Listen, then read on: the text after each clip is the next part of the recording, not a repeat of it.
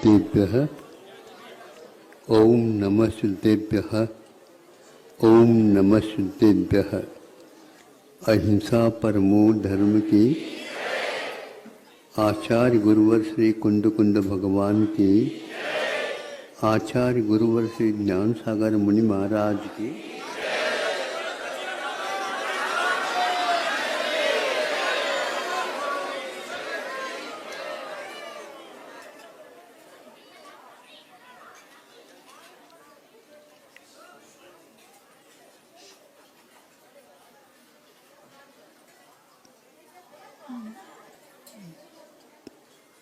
पशु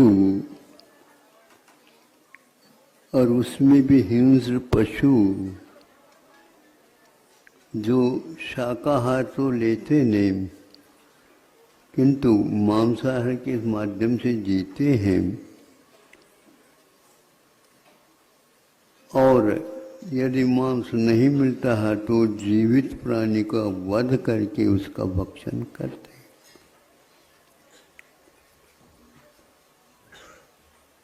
जैसे खावे अन्न वैसे हुए मन, यह उक्ति है। उन्हें कोई भी उपदेश देने वाला नहीं है, किंतु वहाँ पर कोई तपस्वी उपदेशक पहुँच जाए और उनके दर्शन हो जाए और उनके कुछ शब्द कानों पर पड़ जाए तो समझ लेना उसका भी पुण्य तीव्र उदय में आया है। लेकिन सबका आ जाए एवं नियम नहीं है। तो एक हाथी का वध हो गया या मरण हो गया तो उसको देख करके वहाँ का हिंस्र पशु उसको खाने के लिए आ जाते। खाते खाते भीतर उसके खोल में वो पहुंच जाते। इसी बीच में धुआंधार वर्षा हो, वर्षा के कारण पानी आ गया, बाढ़ आ गया और वह बहता बहता इस समुद्र में भी जाकर के मिल जाता है। कहाँ का वह कहाँ पहुँच गया शव, किंतु भीतर खोखले में बैठे बैठे जो खा रहा था पशु, हिंस्र पशु, उसको ये ज्ञात नहीं। जब पानी में घुस गया तो ऐसी स्थिति में वह बाहर आकर के देखता है तो मेरा स्थान यहाँ तो कोई दिखता ही नहीं। अब वह पार होना चाहता है तो शव तो अब पुनः एक जहाँ से आया वहाँ तक पहुँचेगा नहीं। और वह तैरना जानता क्या नहीं जानता, उस बाढ़ में विचार करता करता डूब गया या बह गया।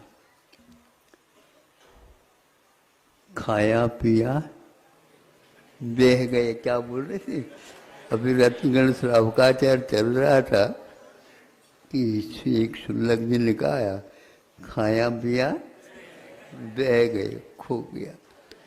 तो ये स्थिति है और वह भी बह गया। यदि वह विवेक रख करके, संतोष रख करके और जो कुछ भूख मिटाने के लिए इतना करता, लेकिन वह इतना लीन हो गया जैसे संसार अपना ही नहीं। यह अविवेक है। ऐसे बहने वाले केवल पशु पक्षी ही है ऐसा नहीं, मुंह की बाढ़ में बहने वाले बहुत सारे थे, अभी भी बह रहे हैं। इन लोगों ने सोचा भैया अपने को तो कुछ करना है तो कुछ बच गए, बाकी सब अभी हाँ, जिन्हें इस मंत्र का रहस्य ज्ञात हुआ, सत्संगति की है, जिनवानी को कुछ पढ़ा है और जिनबिंब दर्शन करने से तुलना की होगी कि मेरे जैसे ही यह वेदी में भी बैठे हैं, किंतु मुझ में और इनमें बहुत अंतर है, यह बह नहीं पाए और ऊपर तैरते हुए पहुंच गए हम जो यहाँ पर उनके पास। हम भी नहीं बह पाएंगे अब, किंतु वहाँ तक ऊपर उठना बहुत कठिन है। एक दो दिन में आप लोगों ने देखा होगा यह, अब तो आपको यहाँ देख करके पुनः जाना भी होता है। अब ये बैठे बैठे आपका आना जाना देखते रहेंगे, मन में ये विचार भी करेंगे कि हमें जैसा आश्रय मिल गया इनको भी मिल जाए।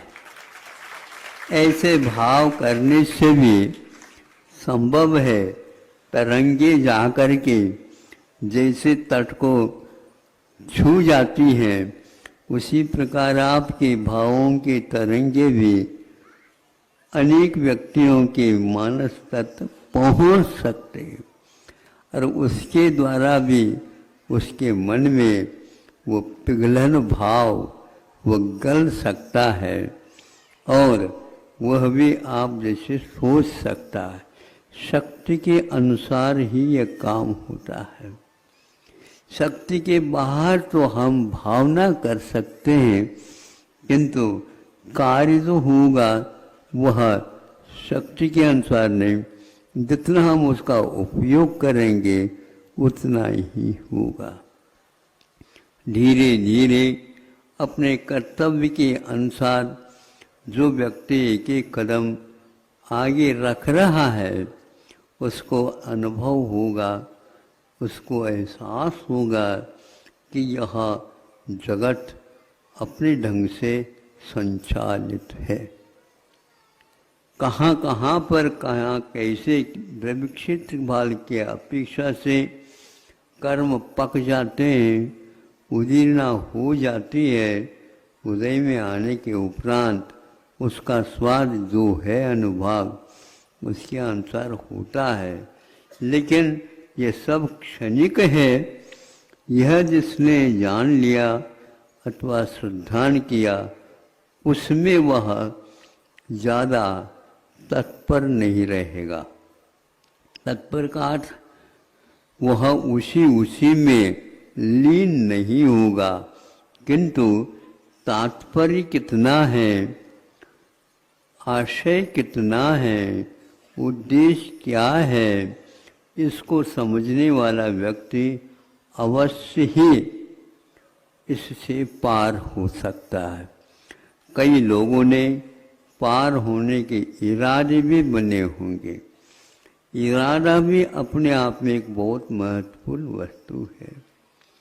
नहीं होता है लेकिन करने की भावना रखता है और थोड़ा सा प्रारंभ करता है और उनकी आयु का पूर्णता हो जाए, आयु समाप्त हो जाए, तो भी उस इरादे का, उस संकल्प का, उस कारण का, कार्य का पूरा फल उसे अवश्य मिलता है, क्योंकि उन्होंने इरादा किया था।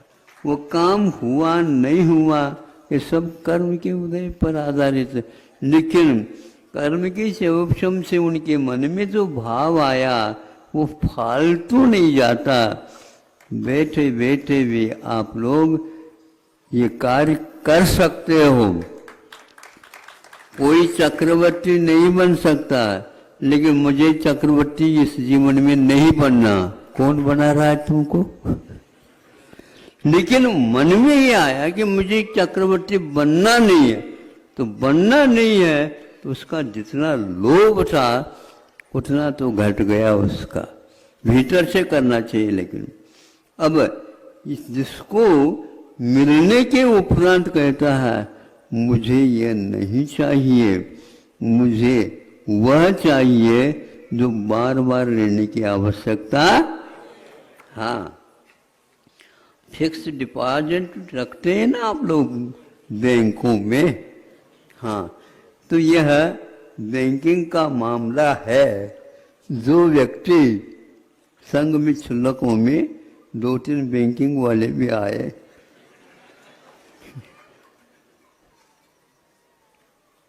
पहले नंबर वाले बैंकिंग वाले तो क्या होता है, जो व्यक्ति उसका लोभ नहीं करता और स्थायी रख देता है तो उसके ब्याज के कारण वो बढ़ता जाता। उसके भी कुछ नियम होंगे, मुझे नहीं जानता और जानना भी नहीं चाहता। बोलते माथा पच्ची कौन करेगा। हम तो उस बैंक की बात करना चाह रहे हैं जहां पर प्रतिशत में ब्याज लेना और देना नहीं होता, गुणित क्रम से वहां पर वृद्धि होती है।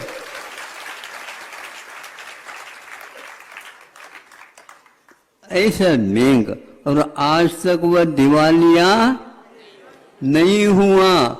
ऐसे पकड़ो, आप तो बैंक पकड़ते हो दिवालिया होगा, जो दिवालिया हो जाए।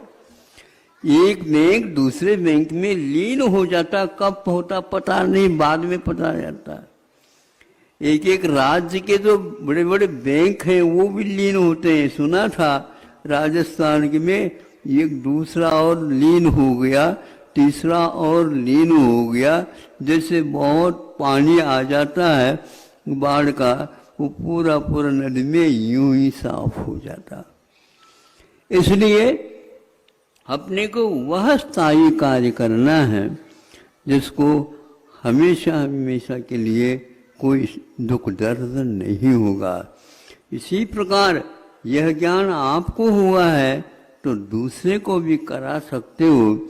आपके अनुसार वह भी इरादा बना सकता है, वह भी धीरे धीरे काम करना चालू कर देता है। यदि पूर्णतः त्याग करते हैं तो उसका कोई भी अंत नहीं रहता। कोई एक दिन के लिए कोई रस छोड़ देता और कोई व्यक्ति जीवन पर्यंत के लिए छोड़ देता है, वह अलग ही परिणाम हुआ करता है। उसके साहस, उसके भेद विज्ञान, उसकी लोभ लालच की कमी के कारण इस प्रकार साहस हो जाता है।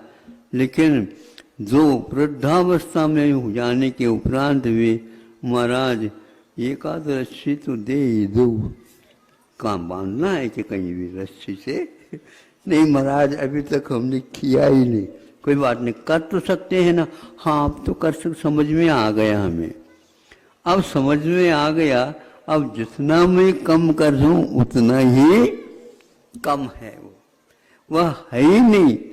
इस प्रकार भेद विज्ञान के माध्यम से कम उम्र में भी बहुत बड़े काम किए जा सकते हैं और बड़े उम्र में भी वह काम हो, ये नियम नहीं। इन सब बातों को देख करके आप लोगों को अपने कुवत के अनुसार, अपने भेद विज्ञान के अनुसार अपने इरादा को बनाते हुए अच्छे व्यक्तियों की संगति भी रखना चाहिए। अच्छे व्यक्तियों का मतलब ये है धर्म कर्म में आगे बढ़े हो और धर्म कर्म के लिए जीवन का शेष भाग भी समर्पित हो। इन व्यक्तियों के साथ रहने से हमेशा हमेशा फूल नाक में ही रखें ऐसा नहीं होता।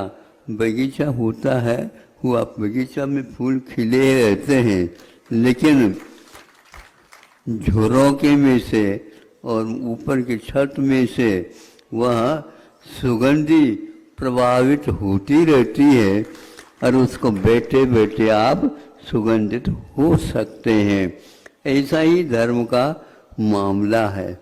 मामला का मतलब विषय है और परिणाम है।